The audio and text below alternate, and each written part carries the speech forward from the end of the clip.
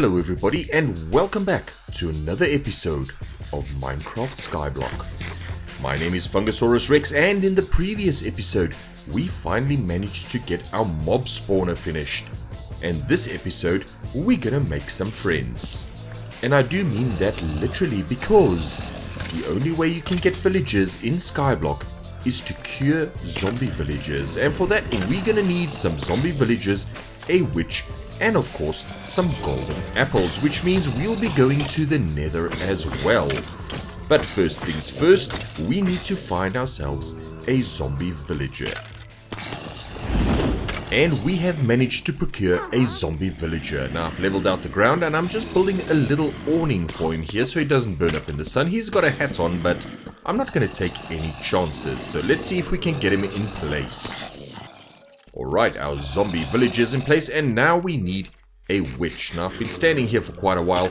I haven't yet managed to find a witch, so I think I'm going to take a break from mob grinding and actually go to the Nether to get some gold, because we're going to be needing that gold to make some golden apples, which we need for the curing process. So with that said, let's head back to our base of operations and get some stuff together to ready ourselves for a trip to the Nether.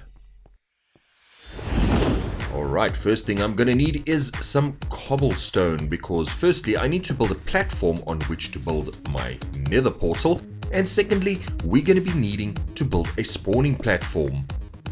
And our platform for our nether portal is done, so let's start with the corners this time. I'm gonna put one there, and then of course we need 2 blocks of obsidian in the middle. Now we build the sides. Oh goodness, was that 2 or 3? Okay, that was only 2, so let's do this side first. That's 3, that's 3.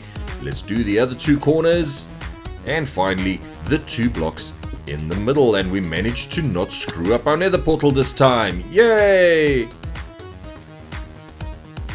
Now the next thing we're gonna need is our lava, because we have no flint and steel. So the only way we can ignite our nether portal is to put some lava next to it along with a few wooden blocks, and well, just hope for the best. So let's take a nap while that is happening. And let's see if our nether portal has ignited yet. Nope, no such luck. Okay, I think I'm gonna put down another few blocks right next to the lava and see if they want to catch fire, because obviously this one might be a little far away. So let's just pop one down here and let's see what happens. And we have fire. Alright, so let's hope that spreads. Okay, it's not spreading to the center, so let's perhaps put down a few more blocks. I'm gonna start over here, and then let's just try and spread that fire to the back. Now obviously the one in the middle is gonna catch fire, but that's not gonna ignite the portal because it's in the middle of the portal. So we'll have to wait for it to burn down and then hope the ones in the back catch fire. Okay, that one's caught fire. So let's see if that works. Alright, it's burning, but the portal is not igniting. Okay, I'm just gonna cover it with wooden blocks and hope for the best. Here we go. A few more here, and oh, okay, there we go. It is actually ignited. Alright, I think first things first, let's put our lava back where it belongs, which is our cobblestone generator. So I'm just gonna grab that, run back here, and pop it back into our cobblestone generator. Then of course let's just close it back up, and things are the way they're supposed to be. Alright, I'm just having a lost potato, and then we're gonna head over to the Nether. Now I'm not sure what to expect. I haven't been to the Nether yet in Skyblock, so this is a first. Here we go. And here we are, and there's really not much here.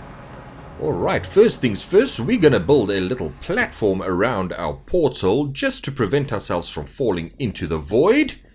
So let's get a little platform going all around it. A little more on this side. Okay, and the back is blocked up, so we can't fall down that side. That's nice. I think let's just build this out a little bit more. And with that platform completed, we're now going to start building our zombie piglin spawning area. So the first thing I'm going to do is I'm just going to bridge out a little bit from the portal. I don't want to go too far because it'll mean I'll have to run further to get the gold that I'm after. And I'm feeling rather lazy. So we're just going to build this out a little bit. And then we're going to go to the sides and make ourselves a little platform. I think just a few blocks to either side will do it. We really don't need that much of a spawning area, I think. And with these few blocks, we have a roof over our spawning area as well. That'll prevent ghasts and endermen and all sorts of nasty things from spawning in there, because we're really only after the zombie piglins. Now, I'm looking at this and I'm really hoping that this is big enough because, well, it was really much larger in my head. And now that I'm looking at it, it looks rather small. But anyway, let's see if it works. Alright, so I've been standing here for quite a while. As you might see, I have built a whole porch here for me to sit on and wait. And after a good few minutes, there hasn't been one single zombie piglin. So I'm thinking this platform is too small. I'm going back to the overworld and grabbing some more materials to build a bigger one.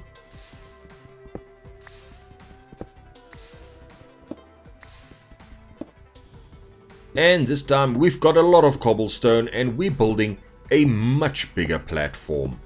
As you can see over there, it is quite a bit larger than our previous one, and I already see something spawning over there. This is looking hopeful.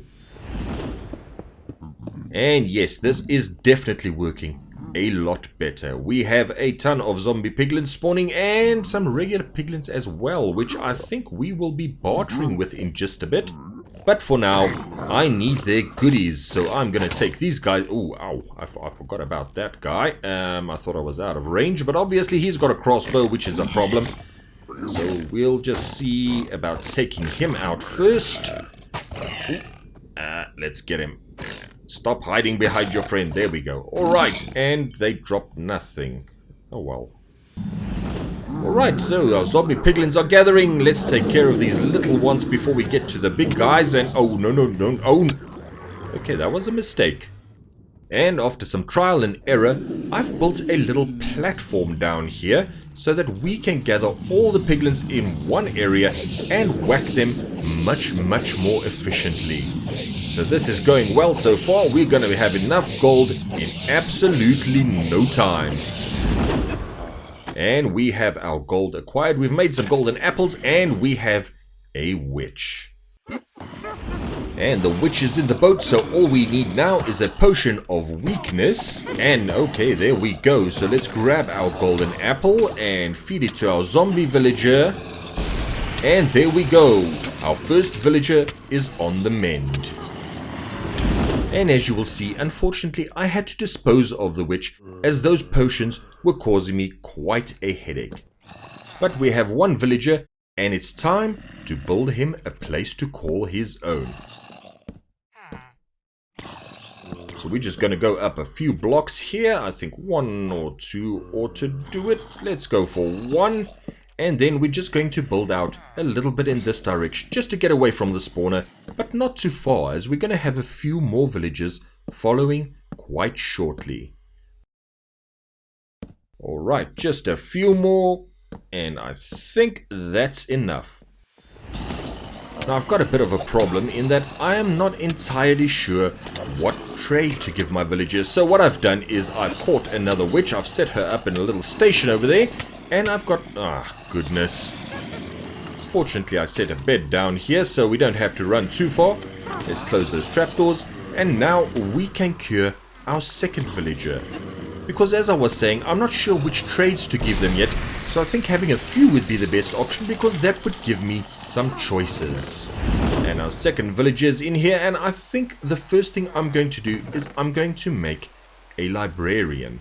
And let's see what trades we can get from the librarian. I'm just gonna pop this lectern down right over there, and okay, well, apparently it is nap time, so let's just have a nap right over here, and hopefully by tomorrow they'll be ready to start working. And yes, here he comes right over to the lectern, and he has taken the trade and he's selling rubbish.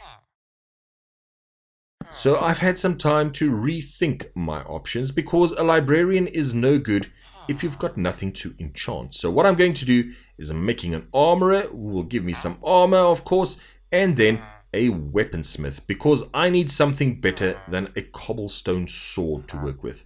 The only problem right now is, of course, I have 0 emeralds and I've got nothing to trade with those guys.